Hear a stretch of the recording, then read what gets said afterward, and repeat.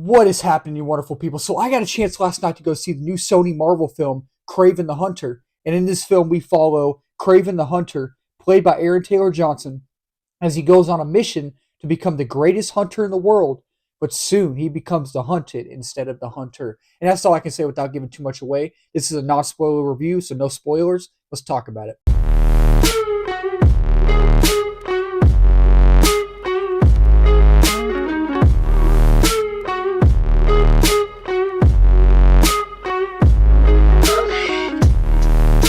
So, KRAVEN the Hunter is the latest Sony Marvel film, and reportedly it is going to be the last one for right now. And I feel like that should be a good thing. I do not think this movie is as bad as everyone is saying it is. I do not think it is. But with that being said, I was doing my letterbox ranking last night, trying to fit this movie in for my 2024 films, because now seeing this, I've seen 62, 63 films. It is in my top 10 worst films of the year. It is. And when I was doing my rating, my rate, like 2 stars, 3 stars, whatever you want to call it, I did end up giving this movie a 2.5. That's just how I felt. That's what I felt I should give it. And I'm really disappointed to say that, because I really, really was hyped for this film and was excited for this film. You know, it was supposed to release October of last year, and I was super hyped for it. It was supposed to release in August of this year and got delayed to yesterday. And this movie just suffers so many problems. It suffers so many problems that easily could have been fixed like that, like in no time, man. And it sucks, because KRAVEN the Hunter is such a, like, complex character, and Aaron Taylor Johnson is such a worldwide phenomenal class actor. And one of my main issues with this film is, going into my negatives, is that while Aaron Taylor Johnson is a wonderful actor, we all know that he is not KRAVEN the Hunter, in my opinion. KRAVEN the Hunter, whether it be in the video games, whether it be in the comics, KRAVEN the Hunter is a brute. He is the size of a bodybuilder. He is a man with morals. He is a man with a Russian accent. He is not an animal lover in the comics. He is not an animal lover in the video games. He is a hunter. He is a killer. He is a force of nature. He is a man who does not show mercy. And the way Aaron Taylor Johnson plays him is very wimpy and just brutal and strong. He is, no doubt about that.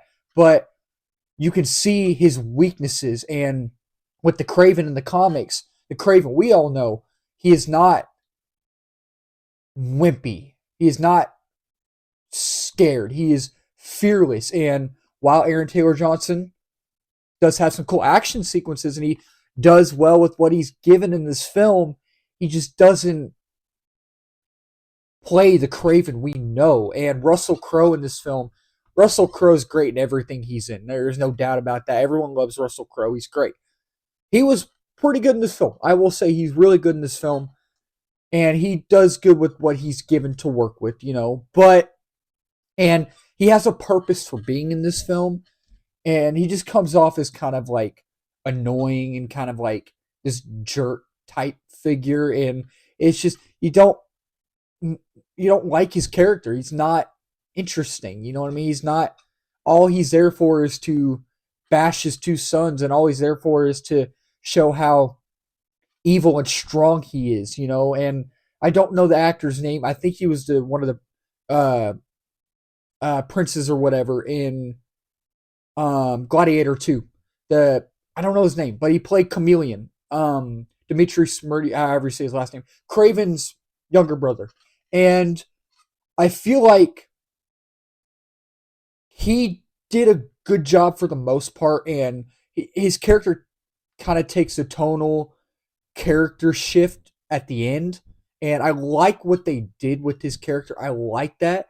And Ariana DeBose plays Calypso. She did not need to be in this film. She didn't need to be in here. There was no point for her to be in this film. I feel like her character was kind of shoehorned in, and I feel like her character just kind of took away certain scenes. She did not need to be in this film at all. And the Rhino, I don't know the actor's name. I don't know his name who played the Rhino, but that was one of my most that's what I was most excited for this film. I was excited to see Rhino. You know, the only other time we've seen Rhino on screen in live action is the Amazing Spider-Man 2. And I personally like what they did with the Rhino in that film. I love that film. But this one, it's just the actor playing him is so bad.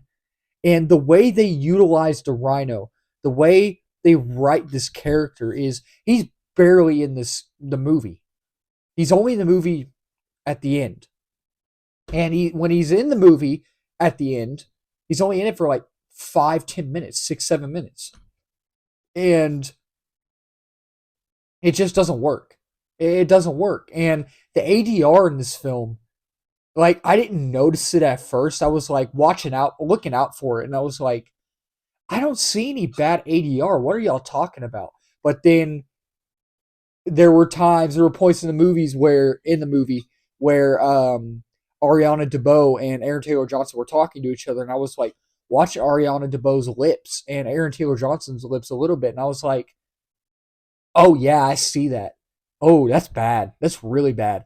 And some of the dialogue is just it's really bad back and forth. It really is. And the acting too, it just doesn't work. It doesn't work. And the CGI on the animals, like the CGI on the Rhino, is abysmal. It's bad. And there's like a lion in the movie and like a leopard or whatever, and like it's like type of deer, and just it's really bad.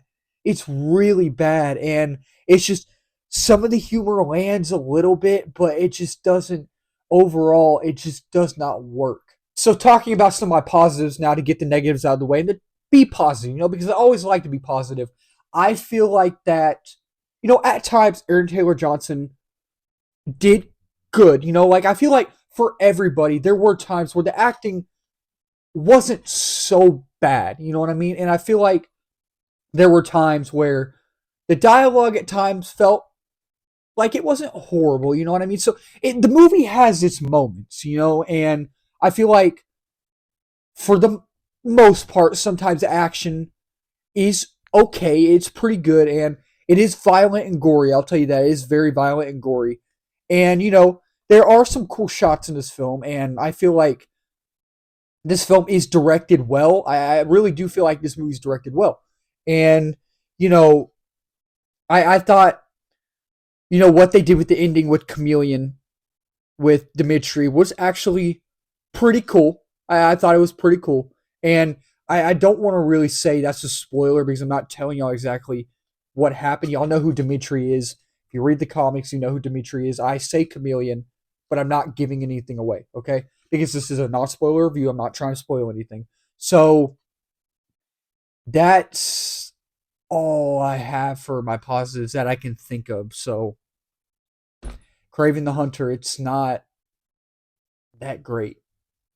So that'll wrap up this video. Thank y'all so much for watching. If you're new to the channel, do not forget to subscribe down here. Like, comment, share this video. We are at 588 subs. Next big milestone is 600. We're reaching that quickly. Then 789, and then the big one is 1K and beyond that. And if you're new as well, I do movie reviews, TV show reviews, trailer reactions, movie live streams, movie news, all that wonderful movie stuff under the movie umbrella. And y'all tell me what y'all thought about KRAVEN the Hunter. Did y'all like KRAVEN the Hunter? Did y'all absolutely hate it? Are y'all done with Sony Marvel films? The Sony Spider-Man lists, Spider-Verse or whatever? Are y'all done with that? Let's talk about it down below. That'll do it for me for right now. Keep talking movies, my wonderful people.